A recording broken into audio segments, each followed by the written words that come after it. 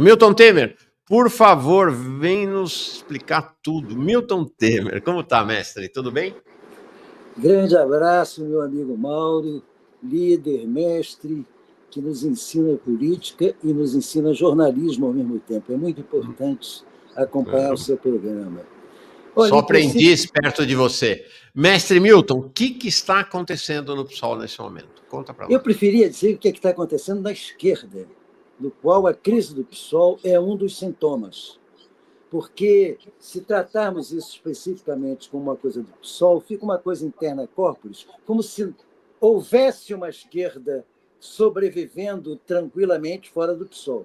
Não, a crise da esquerda combativa, classista, revolucionária, tem na crise do PSOL um sintoma que, inclusive, atravessa o PT, atravessa outros partidos recentemente. Houve um racha no PCB, que gerou o PCBR. Enfim, é uma crise diante dos obstáculos que nós temos pela frente, mas que nós vamos superar, porque o dito popular é claro, a esquerda está acostumada a ralar no áspero. Então, eu não tenho eu não tenho uma imagem fatalista e pessimista. Eu sei que é mais um obstáculo a vencer. Agora, essa crise é grave. Ela é grave porque ela traz embutido algo que é, Gramsci já estudou isso, o transformismo ideológico. A partir do fim da União Soviética, da decomposição da União Soviética, a esquerda ficou embananada no começo da década de 90, quando se dá, inclusive, a grande passagem, a primeira grande vaga daquilo que era considerado esquerda democrática no Brasil para a direita, com o PSDB durante o mandarinato do FHC. Então, ali começou a desilusão, um período de desalento, onde entra de maneira muito forte o identitarismo como alternativa de contestação importada do que vinha da política americana. Então, objetivamente, isso foi se acumulando. O PSOL nasce como? O PSOL nasce exatamente na passagem do PT de oposição, que era um PT classista, um PT combativo, que, quando chega ao Planalto, coloca como primeiras medidas, é preciso lembrar, eu já conversei sobre isso aqui, no último congresso do PT, antes de Lula chegar à presidência, a resolução aprovada tinha no seu primeiro parágrafo a promessa de desconstrução do modelo neoliberal herdado do mandarinato. Quer dizer, chegando ao governo, temos que desconstruir esse modelo contra o qual nos batemos arduamente durante 8 anos. O PT chega ao governo e a primeira providência tomada é exatamente aquela de não só manter o superávit fiscal, que é uma das principais pernas perversas do triplé, né? Liberdade cambial, ajuste fiscal. Então, a primeira providência tomada foi aumentar o superávit fiscal de 3,7% do PIB para 4,5% do PIB, 4,5% do PIB. Na sequência, vem aquilo que chocou profundamente, que gerou um grande racha na bancada do PT, inclusive, que foi o início da contra-reforma da Seguridade Social, atacando primeiro os servidores, de maneira bárbara, de maneira violenta. Essa reforma, contra-reforma do Michel Temer, agora recente, ela tem sua raiz na contra-reforma de Lula lá contra os servidores no seu primeiro mandato. Enfim, nós fizemos ali um primeiro passo para o transformismo quando entregamos a economia política da esquerda a 2 luminares da direita, Henrique Meirelles e Palocci. Esse duo perverso, esse duo sinistro, teve autonomia do Banco Central e autonomia da política monetária muito antes disso virar lei. Não era o governo que dava política para o Meirelles no Banco Central. Era o Banco Central que dizia ao governo o que tinha que fazer. Daí o superávit fiscal, daí a contra-reforma da Seguridade Social, que eram coisas exigidas pelo sistema financeiro. Evidentemente, fundamos o PSOL por conta disso. Um PSOL classista, um PSOL socialista, onde todo objetivo, toda a luta tática tinha por objetivo estratégico a desconstrução e superação do capitalismo para uma perspectiva de uma nova sociedade socialista e libertária. Evidentemente, Isso aí se marcou em 3 campanhas presidenciais fundamentais: Heloísa Helena, Plínio Arruda Sampaio e Luciana Genro. O PSOL cresceu com a imagem da radicalidade, o que, aliás, não é novidade. Você mesmo já citou isso algumas vezes. A radicalidade tem se mostrado a principal defesa contra a direita e o avanço da direita, e o exemplo maior é o France Insoumis, ou seja, a França Insumissa, partido que tem Mélenchon como referência, na França, que, defendendo o socialismo em campanha eleitoral, fez a maior bancada do parlamento na última eleição. A extrema-direita é forte, mas não é absolutamente forte na França, porque um partido radical de esquerda a enfrenta abertamente. Lamentavelmente, aqui, nós tivemos uma leitura ao revés disso. Grande parte da esquerda entrou nessa lógica da correlação de forças, digamos assim, uma reflexão absolutamente subjetiva e sem base concreta, assim, nós não temos condição de enfrentar isso. De enfrentar isso o quê? De enfrentar o quem? Você vê isso principal nas principais formulações dos defensores na esquerda do apoio incondicional ao Lula. Eles dizem lá, o Lula tinha que fazer isso, o Lula tinha que fazer aquilo, o Lula tinha que fazer aquilo outro. Tudo que nós exigimos que se faça, eles dizem que o Lula tinha que fazer, mas não faz porque caiu numa armadilha. Como armadilha? Eles recusam reconhecer que não há armadilha nenhuma. O que há é uma opção política que já vem desde o primeiro mandato e que o Lula reafirma constantemente. Nunca fui de esquerda. Mas existe quase que um senso comum de marcar a esquerda no Brasil em Lula. E a mídia corporativa é a principal agente dessa propagação. Consequentemente, ele vira um polo de atração para aqueles que, na esquerda combativa, começam a entrar no desalento, começam a dizer, bom, temos que nos... Isso está acontecendo pesado dentro do PSOL, onde uma discussão sobre revisão do programa fundacional do partido tem que ser feita, na verdade, como uma forma alternativa de escapar à discussão sobre balanço e consequências daquilo que praticamente já vem sendo feito em ajustes do próprio programa nas diversas campanhas, só que agora indo para a direita. Então, objetivamente, a nossa crise teve essa marca nesse episódio trágico de ontem, da demissão de um... Porque não se trata de Davi Decache, não é um assessor técnico, não é um funcionário. Davi Decache é um quadro da esquerda brasileira, para cima dos partidos, eventualmente filiado ao PSOL, mas é um quadro da esquerda brasileira considerado por todos os economistas que não entram no jogo do pensamento único do neoliberalismo. Ele é uma referência nacional, é uma expressão em ascensão, porque é jovem, é um gêniozinho que se projeta. Demitir Davi Decache era uma forma de manifestar dentro do PSOL um ataque contra a esquerda combativa do PSOL, que tem a expressão na bancada exatamente desses nomes que votaram contra a demissão do Davi. Erundina, Glauber, Fernanda, Sâmia e agora o Chico Alencar, que, aliás, é ligado dentro do campo, teoricamente, dentro do PSOL, ao campo majoritário, mas não aceitou esse jogo e, por vários movimentos, se aproxima muito da esquerda do partido. Então, é um ataque a isso. Você, aliás, deu uma aula no início do seu programa, explicou em detalhes, jornalista bem informado que você é, do que realmente está se passando nessa crise atual. Milton, duas questões. Primeira, um comentário que me manda aqui, o Beto Comuna, que já mandou vários comentários aqui, dizendo: grande mestre Milton Temer, o PSOL Maricá está com os radicais do PSOL.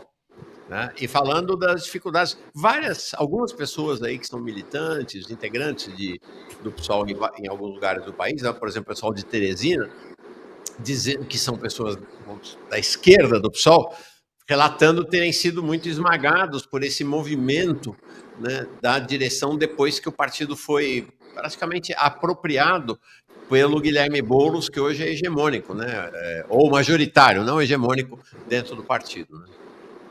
Esse Beto Comuna é um dos que enfrenta a maior adversidade. Ele é o presidente do núcleo do PSOL em Maricá, cidade do Quaquá. Não é pouca coisa. Tem que ser muito Sim. corajoso, porque a política do Quaquá, que inclusive engabela grande parte da esquerda que não conhece a realidade, ou seja, olha o Babá do ponto de vista gestionário, sem levar em consideração a quantidade de dinheiro brutal que Quaquá tem em mãos, tem por conta do fundo da exploração de petróleo, do fundo do petróleo, para os municípios onde existe exploração de petróleo. Maricá é um dos que tem o maior índice de aporte desse fundo. Então, é verdade, o Quaquá é o que eu considero o quadro perigoso, porque é aquele quadro que opera na direita, mas foi formado na esquerda, e na esquerda radical, e usa as categorias de esquerda e a simbologia de esquerda para fazer, a partir do movimento nacional, a política da direita no plano nacional. Então, por exemplo, o hospital é Che Guevara, a linha de ônibus é gratuita em Maricá. Agora, a composição política de Quaquá no plano nacional é com a negação disso. Ele é um dos principais aportes dentro do PT, que o PT tem que se aliar com o Centrão, e ele, inclusive, tem relações excepcionais com o bolsonarismo do Estado e no plano Sim. nacional. Ele fez questão de pousar abraçado a Pazuello, e dizer que Lula tem que fazer uma composição com a direita para poder governar o Brasil. Ou seja, aí vale aquele dito do Radomiro Tantos, né? Toda vez que as forças progressistas se incorporam a programas da direita, quem ganha é a direita. E a história mostra isso. Então, objetivamente, a luta de Beto é impressionante, porque ele enfrenta no local existe uma grande simpatia em torno do Quaquá. Sim. O Quaquá lá aparece como uma liderança progressista. E eu louvo essa parada dele. E uma questão interessante, importante e dramática, né, dessa degradação que vai se fazendo desses segmentos chamados hoje de progressistas, é a aproximação desses setores com as milícias, né, aí no Rio de Janeiro, Milton, que é o Quaquá, né, o Siciliano e outros líderes do PT no Rio de Janeiro, por isso, que eram todos extremamente ligados, e não só eles, tá? Não só eles, importante que se diga, ao clã dos matadores da Marielle, dos mandantes da morte da Marielle, o clã como é que chama o clã lá? Que está, inclusive, preso. Brasão. Brasão. A família o clã Brasão. Brasão, né? Que, por exemplo, inclusive alguém que, para mim, é a grande surpresa, quem tem uma ligação grande com o clã é o próprio Lindbergh Farias, né? Que é do Rio de Janeiro, que está lá na Baixada. Então, esse é um processo. E o Quaquá, recentemente, fez uma declaração bombástica dizendo que o pessoal do tráfico não vai ter vez em Maricá, que nós vamos tratar nós vamos matar, vão ser mortos o pessoal do tráfico. Ele disse que o pessoal do tráfico está controlando, né, as unidades lá do Minha Casa Minha Vida. Né? E aí isso é porque tem uma guerra, né, no Rio, tráfico versus milícias. E aí o Quaquá e esses segmentos do PT foram se aproximando politicamente desses segmentos milicianos. Então, o Beto Comuna está lá no Rio de Janeiro, está lá em Maricá, numa situação perigosa, inclusive, né, Milton? Inclusive. Mas ele é muito corajoso. Agora, você vê como nós estamos conversando de crise do PSOL e estamos citando o que está acontecendo dentro do PT, onde Quaquá não é raio céu azul. Raio e céu azul no PT hoje é Breno Altman, Walter Pomar e Genuíno, que são uma minoria quase sem peso interno. Haja vista na bancada a última rebeldia, a Natália, que é uma excelente deputada do PT lá do Rio Grande do Norte, e o Rui Falcão, foram os dois únicos votos que enfrentaram essas propostas que estão objetivamente fazendo com que o PT faça com que os pobres paguem o preço do ajuste fiscal que eles querem impor, com o contraponto de uma promessa de um possível cobrança de impostos no alto escalão, que vai depender de votação do Congresso, Sim. que vai votar pela isenção até 5 mil, mas não vai votar pela taxação dos ricos. Aí eles vão dizer, olha, fizemos o possível, eles sabem que isso vai acontecer. Mas Sabe? eles não. Eles O Hugo sabem Mota que. já falou que não tem essa Exatamente. coisa de tributar, não, de Exatamente. arrecadar, não vai Não. voltar. E é uma série de episódios que você começa a ver que são aterrorizantes. Aqui no Rio de Janeiro, por exemplo, o PSOL da Assembleia Legislativa, Pois é. consensualmente, votou numa liderança bolsonarista do Estado.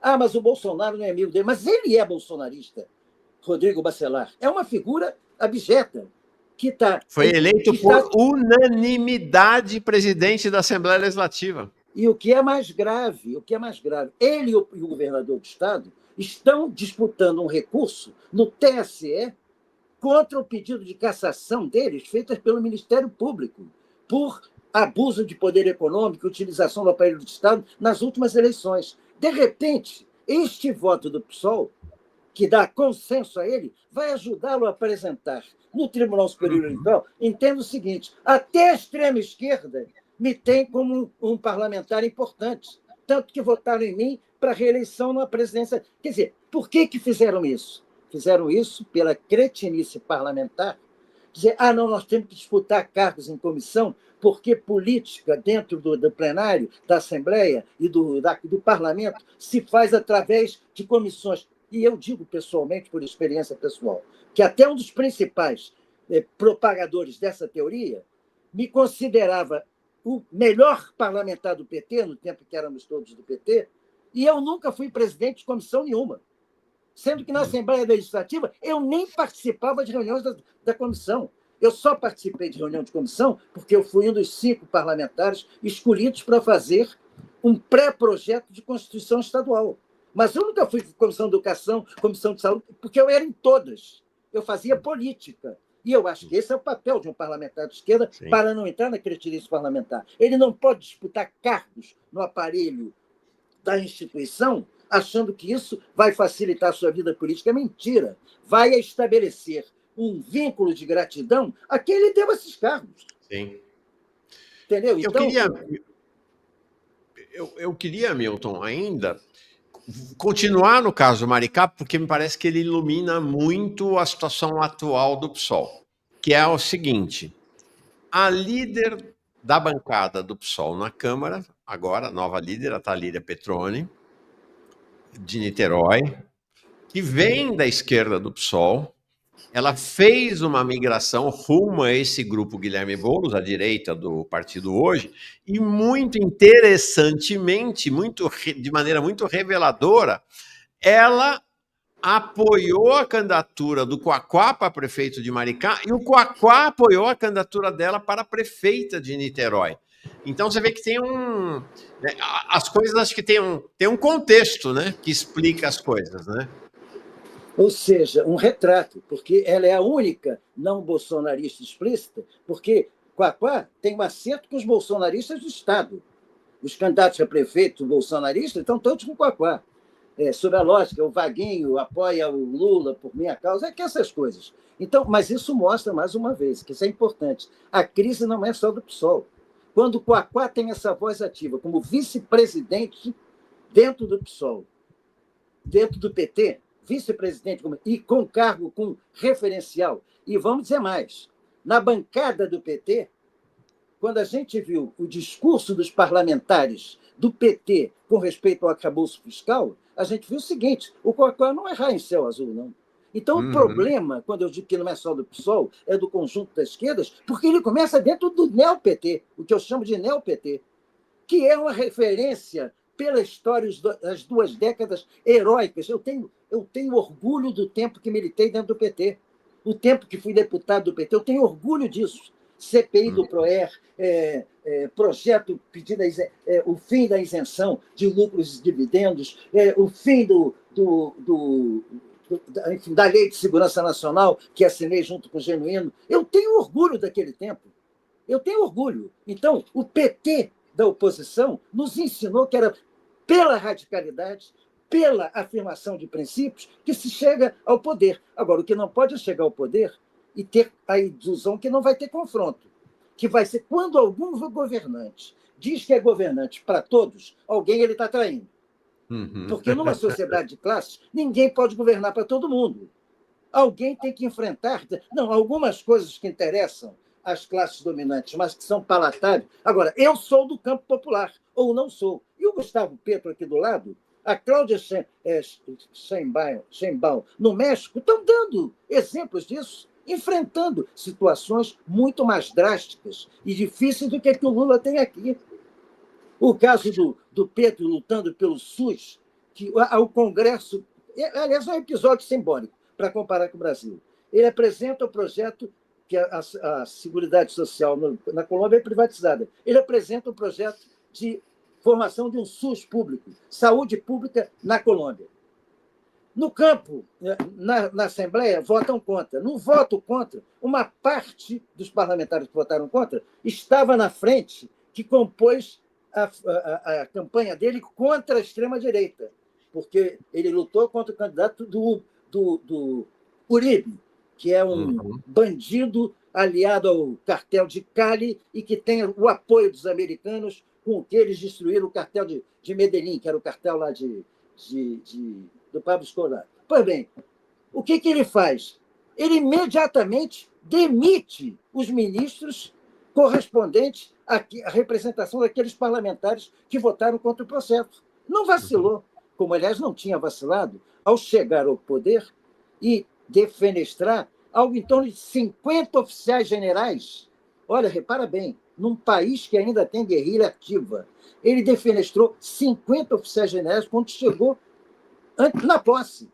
Então, sim, por que o Gustavo Petro está com mandato em risco? Não, está com confronto. Eles tentam tudo, até a operação de impeachment, tipo o diabo.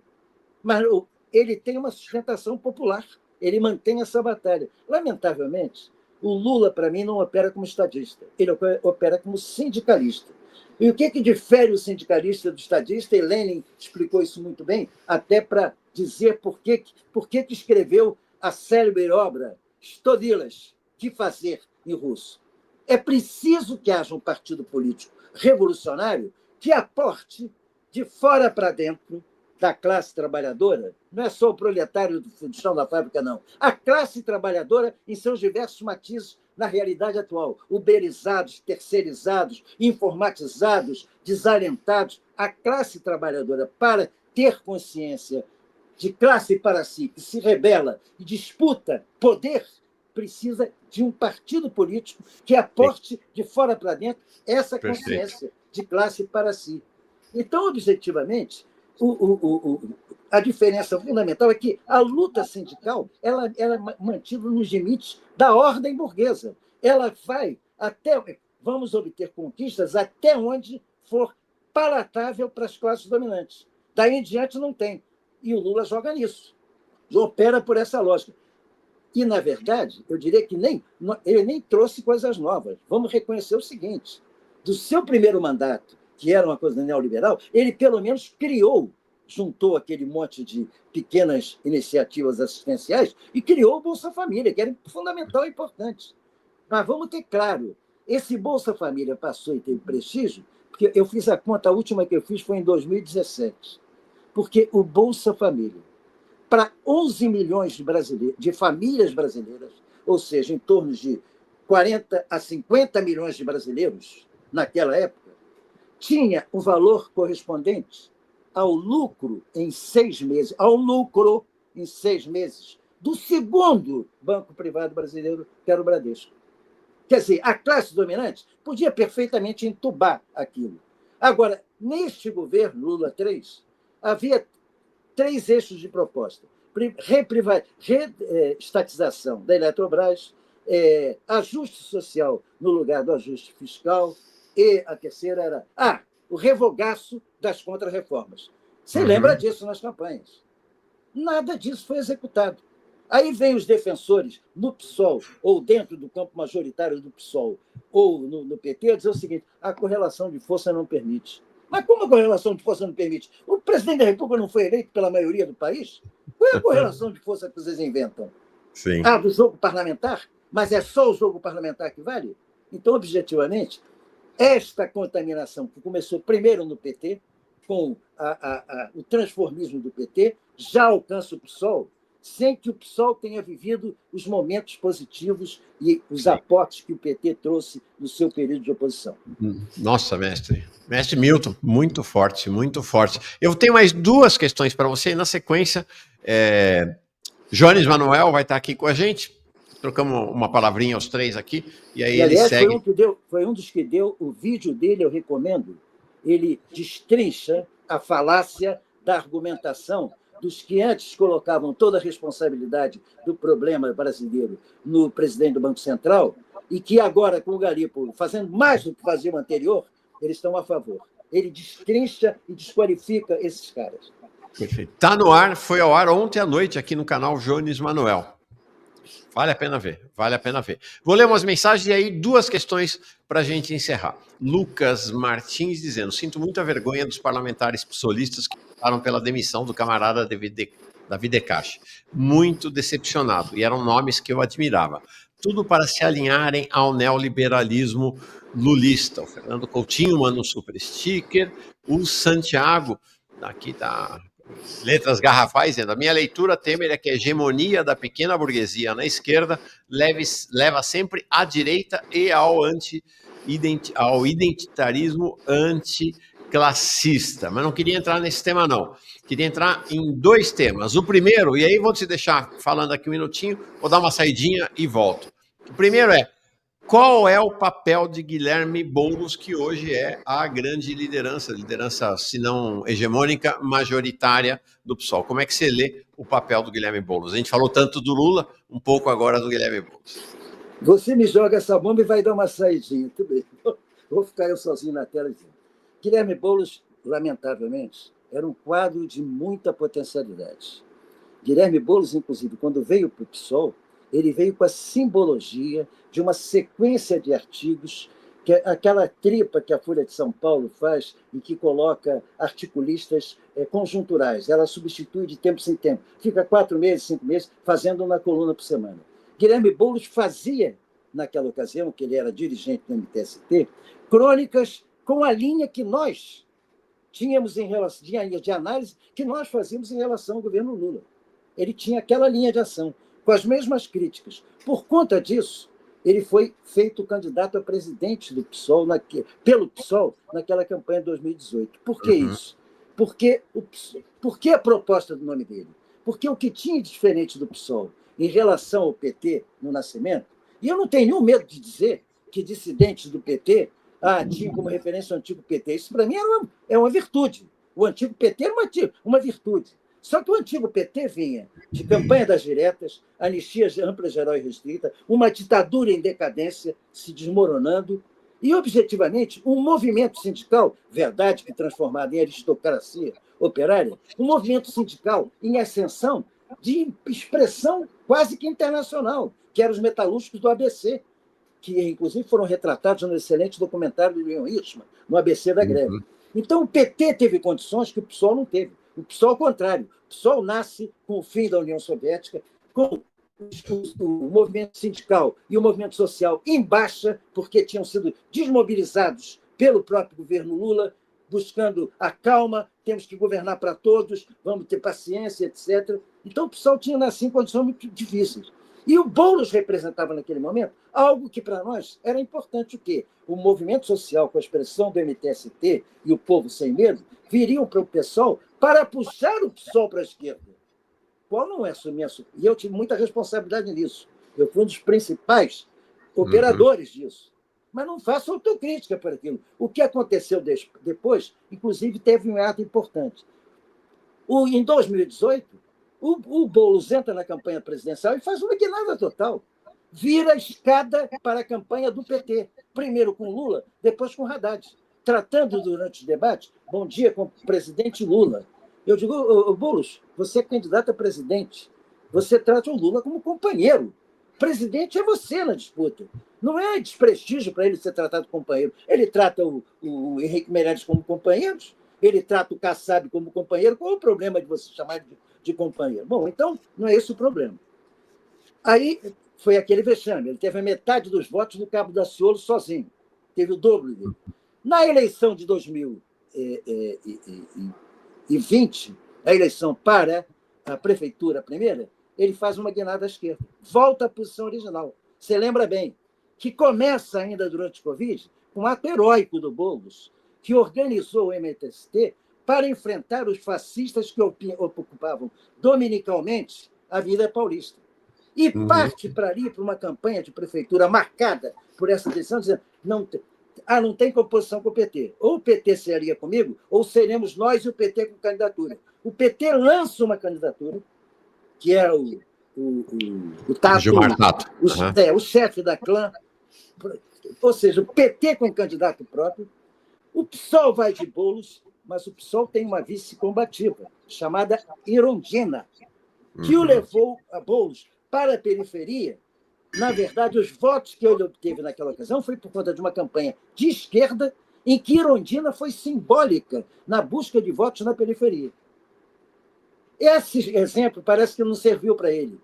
Ele, ao contrário de ver aí o caminho para o PSOL, para ser um grande nome de um PSOL radical, unindo toda a esquerda em torno do PSOL como saída institucional, porque o PCB, PCBR, a UP, todos eles aqui no Rio apoiaram o Glauber, porque o Glauber era a expressão institucional da luta que eles não tinham condição de fazer por não atingir a cota que permite eleger parlamentares. Então, o PSOL poderia ter sido isso com o Boulos se mantivesse a linha 2020. O que faz Boulos em 2022? Recebe a aliança do PT. Mais que isso, em recursos financeiros, ele conseguiu ter muito mais recursos financeiros de campanha do que o candidato da direita formal, que era o Ricardo Nunes. Ele teve 10 vezes a mais, ele teve 80 milhões quase. Porra, quando você pensa o que ele teve lá atrás, em 800, a campanha dele foi 1 milhão, citando 8 milhões. 8 milhões a campanha de 2020, ele teve 80 milhões. E teve a aliança do PT. E teve mesmo o número de votos. Então, objetivamente, o Boulos hoje, aliás, você vê pelas propostas que ele faz, ele entra no... tudo reativo. Não, vou fazer uma proposta contra os altos salários. Vou fazer uma proposta contra o uso indevido da internet para que crie problemas para a economia política para responder ao Nicolas Ferreira. Mas não tem nenhuma proposta estrutural. Nenhuma que discuta o ajuste. Então, o Boulos, lamentavelmente, hoje está numa operação que nós estamos enfrentando, que é de desqualificar a esquerda. Isso que aconteceu na bancada ontem, e ele calado, ele conseguiu uma base política. A companheira de São Paulo, a Érica Hilton. Érica Hilton, que era da esquerda, disse, mas eu não vou brigar com o Boulos, eu vou ficar aqui com o Boulos, vamos partilhar aqui.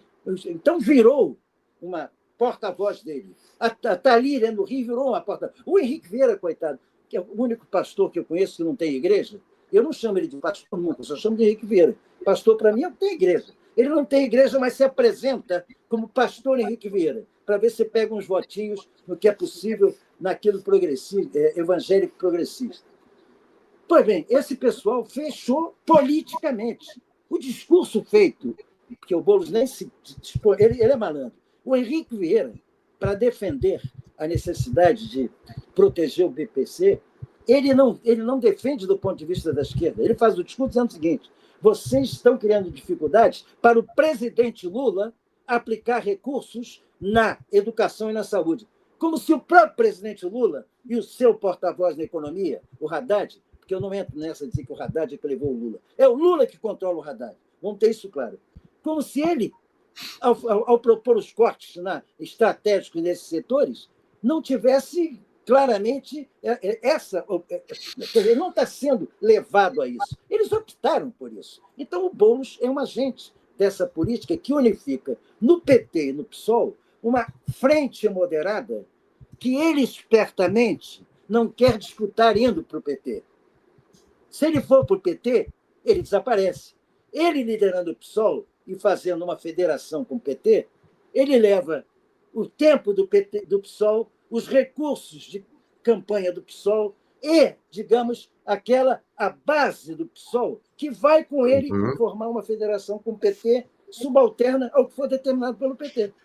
Então, objetivamente, o Boulos hoje é um quadro da política do transformismo neoliberal. Eu não entro nesse negócio de neoliberalismo progressista. Isso, para mim, é oxímoro. Não tem neoliberalismo progressista. Tem transformismo neoliberal. Ele entra nessa lógica, agregando a sua corrente, tensionando a corrente do Ivan Valente, que está numa situação muito frágil. Eu entendo, esse voto dele ontem deve ter a ver com o seguinte: a situação do Ivan é o seguinte, ele não pode correr o risco de ver o Lula tirar a Guajajara do governo, como muita gente já está pedindo, pela forma absolutamente condenável com que ela está conduzindo a política indígena no governo. Inclusive, o Jones vai dizer isso. O episódio dela, a participação dela agora no Pará foi quase que vergonhosa. Vamos ter isso claro. Então, se tira a Guajajara do governo, o Ivan Valente sai da Câmara Federal. Então, ele é prisioneiro de uma lógica... Sim, porque ele foi, só para esclarecer, ele não foi eleito, ele ficou como primeiro suplente.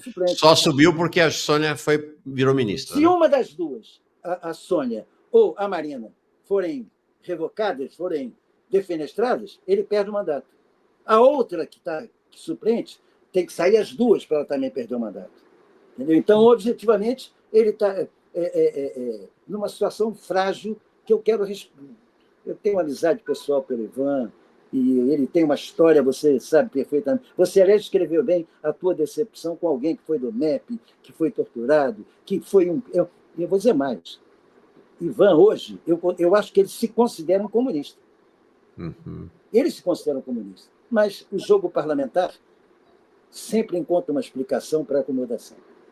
No cretinismo parlamentar. Para encerrar, mestre Milton, eu quero... Bom, só uma coisa. Falei aqui do abaixo-assinado em defesa, em apoio, em solidariedade ao Davi Decache.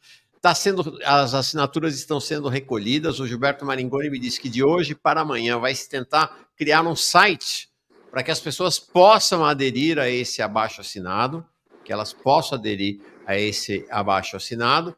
E Milton é um dos articuladores disto.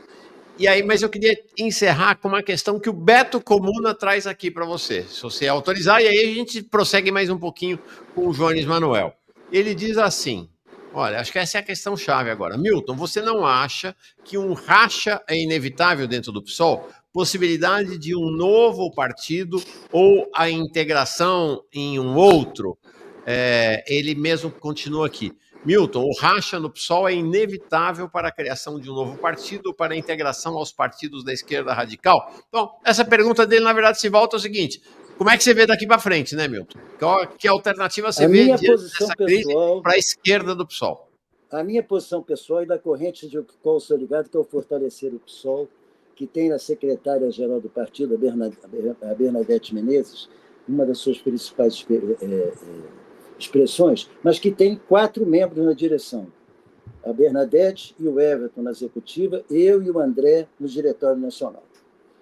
A nossa posição é de disputar, de resistir. A minha posição pessoal é a seguinte: eles querem que a gente vá embora e, ao mesmo tempo, não podem perder a gente. Se, por um acaso, vamos dizer o seguinte, eles criarem condições para expelirem o Glauber, principalmente, que é a grande referência nacional, de pronto a Erundina sai. De pronto. Isso representa que, para quem precisa fazer quociente, bate no bico, perde o direito a ter parlamentar, de repente. Se dispensar este lado combativo, porque a votação de ontem foi 8-5. 8-5. Se você expele 5 ou 4, você está expelindo uma parte de representação no PSOL correspondente a isso. Então, objetivamente, eles sabem, o que eles fazem? Eles querem criar condição para sair um ou outro individualmente. O sonho deles é ver o Glauber pedir para renunciar, desfiliar do partido. Isso é o sonho deles. Porque uma coisa é o Glauber desfiliar, outra coisa é eles expulsarem o Glauber. Então, como eles não podem fazer isso, eles torcem para aquilo. Então, a minha visão pessoal, a minha proposta que eu faço público aqui, mas me submeto ao que for deliberado pela minha corrente, é que nós devemos compor, junto com o MEIS, uma fração ativa, um partido dentro do partido.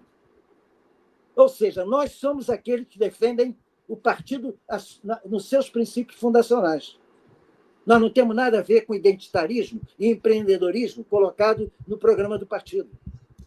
Nós queremos discutir a uberização, a terceirização, como é que nós operamos com a inteligência artificial, e a discussão que você teve antes aí com o Zé foi excepcional. Como é que nós operamos este capitalismo, produto da revolução digital, em mãos do capital privado, que comprova que o progresso não é obrigatoriamente positivo para o gênero humano, ele pode ser negativo. E essa revolução digital colocada por conta do capital serviu para criar Elon Musk, Zuckerberg, Bezos, enfim, esses 5 capitalistas que controlam a economia do mundo. Você repara uma coisa, nem o Warren Buffett, nem o Soros são mais citados. Nem esses dois são mais citados. O Warren Buffett, aliás, que eu tenho uma entrevista gravada, né? Que esse é que tem clareza de classe. Ele declarou na televisão, a luta de classe existe e nós estamos vencendo. Isso é declarado em televisão americana, pelo Warren Buffett. Agora, na esquerda, existe uma corrente liberal... Mutantes foi mais ou menos o que o André Esteves falou aqui no Brasil. Exatamente. Agora, na esquerda, existe uma tendência a dizer o seguinte: socialismo do século XIX não tem mais razão de ser hoje. Negam a luta de classe, negam a perspectiva de um regime de transição que tem que ter algum autoritarismo entre o fim do capitalismo e a sua substituição, negam princípios fundamentais da vida de um partido revolucionário. Eles querem transformar o PSOL numa ONG. Para isso, é melhor deixar a Fundação Roberto Marinho, para tratar de empreendedorismo e não só de empreendedorismo, e identitarismo e inclusão, a melhor coisa que existe, onde alguns dos oprimidos passam a ser opressores, passam a ser capatazes, é melhor deixar com a Roberto Marinho. Eles têm mais know-how para fazer isso do que partidos que vieram da esquerda. Nossa, avassalador, Milton Temer, fantástico. Vejo o Jones Manuel ali balançando a cabeça, e para introduzir a chegada dele aqui, coloco essa mensagem do Yuri Miller. Fui do PSOL e hoje sou militante do PCBR. Então vamos fazer esse encontro agora aqui. Esquerda do PSOL, PCBR, Milton com o Jones. Aqui apoiamos o Glauber e a vereadora Júlia Cassamasso. Que é um quadraço que enfrentou um candidato a prefeito que tem como sonho virar Quaquá, ou o outro que foi presidente da Alerj, que era do PT. No sonho dele, o Siciliano, o André Siciliano. O Siciliano, o sonho dele é virar aquilo. É deputado estadual. Ela enfrenta esse cara. Chega mais, Jones, nós vamos falar sobre temas das enchentes em Recife e outros, mas pera lá, vamos fazer uma troca de cumprimentos aqui, e com certeza o Jones vai querer fazer algum comentário também sobre a tua presença aqui. Jones, chega mais. E aí, camaradas, tudo bom? Bom dia Milton, bom dia Mauro, bom dia a todo mundo que está assistindo a gente. É um prazer estar aqui no Brasil. Legal. E eu quero te saudar pelo vídeo. Eu só faria uma ressalva. Diga. Eu não vou citar o nome dele, porque ele tem vencimento no Carnaval. Ele tem validade até o Carnaval, eu não vou dizer o nome dele. Mas, objetivamente, ele ganhou muito ontem, com o fato de você contestá-lo. Agora, o fundamental, e eu achei que você desmontou tudo, mas você reparou uma coisa, a falácia deles? Deviam ter feito isso. Tudo que a gente preconiza, ele diz que o Lula devia ter feito. Isso. Mas não fez porque caiu numa armadilha. E armadilha, para quem já teve 2 mandatos presidenciais, está no 3º. Armadilha, vale meus céus. Parabéns pelo vídeo. Muito obrigado. Tem que correr lá. Para quem não está por dentro, ontem eu lancei o vídeo, né, sobre a questão do Banco Central e do Gabriel Galípolo, desmentindo as mentiras, as ideologias do campo liberal fascista, né, que diz que tem que aumentar a taxa de juros para supostamente controlar a inflação, e do campo governista. E como exemplo de um discurso qualificado, por assim dizer, do campo governista, eu usei o texto de um dirigente do PSOL, o José Luiz Fevereiro, eu falo o nome mesmo, que tentou dourar a pílula, e você vê que não há nenhum elemento que sustenta. Inclusive, eu cometi um erro, porque eu esqueci de citar um texto que um grande jornalista, conhecido como Mauro Lopes, escreveu ano passado, dando destaque ao fato de que o governo Lula, desde janeiro de 2023, tem maioria no Conselho Monetário Nacional. É o Conselho Monetário Nacional que define a meta de inflação, e a definição da meta de inflação tem impacto direto na definição da taxa básica de juros. Então, assim, não passa pelo Congresso, não passa pelo STF, não passa pelo TCU, não passa por absolutamente nada. Desde janeiro de 2023, o governo Lula tem maioria no Conselho Monetário Nacional, poderia mudar a meta de inflação e simplesmente não o fez. E o Brasil tem uma das menores metas de inflação do mundo, totalmente real, de 3%, né, o centro da meta. E como o Davi De Castro explicou aqui no Manhã Brasil, é irreal. É uma meta, inclusive, que está descolada do que é o histórico de inflação da economia brasileira. E essa meta de inflação de 3% é um dos pilares de legitimação de manter a maior taxa de juros real do mundo. E aí teve algumas pessoas em dúvida, dizendo, a maior taxa de juros do mundo não é da Turquia. Não, gente. A taxa de juros real é a taxa de juros descontada da inflação. Nossa, é a maior taxa de juros real do mundo, mais que a Rússia em guerra, mais que a Argentina em processo de destruição nacional e por aí vai. A maior taxa de juros real do mundo inteiro. É um paraíso. Mas não conta tudo agora não, Jonas, porque eu acho que o pessoal tem que ir lá no teu vídeo, porque você dá uma aula de economia política ali. Eu acho fundamental. Mesmo achando que eu sou limitado porque eu não estudei economia, isso não quer dizer nada. Isso não quer dizer nada. Uma das tradicionais economistas, e muito citada no Brasil, nunca fez carreira de economia. Ela fez de matemática, Maria da Conceição Tavares. Então, você, como autodidata, e, aliás, eu quero contar uma coisa. Mauro, eu vou te contar uma coisa. Eu tenho uma inveja desse carinha. Esse cara é capaz de ler. Esse aqui de camisa amarela? Aqui, esse rapazinho que está em cima. Eu sou capaz de ler um livro e anoto o livro, cacete e tal. Principalmente os clássicos. E de tempos em tempos, eu volto aos livros e estou lá. É verdade que alguma coisa ficou na minha cabeça, mas eu começo como se eu estivesse lendo tudo de novo. Esqueci tudo.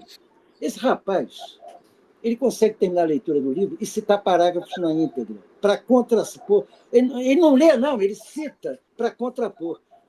Aquele debate que ele fez com a Djamila sobre a questão do lugar de fala é uma das... Isso já tem uns 3 anos, né? Uns 4, 5, acho que é mais. Ele era um menino, recém-saído das fraldas. Ele liquida aquele com gentileza, entendeu? Ele não muda o tom, ele parece que está sempre dançando frevo, entendeu? Vem cá, eu deixo vocês trabalharem, que eu fico numa alegria imensa e vou seguir vocês.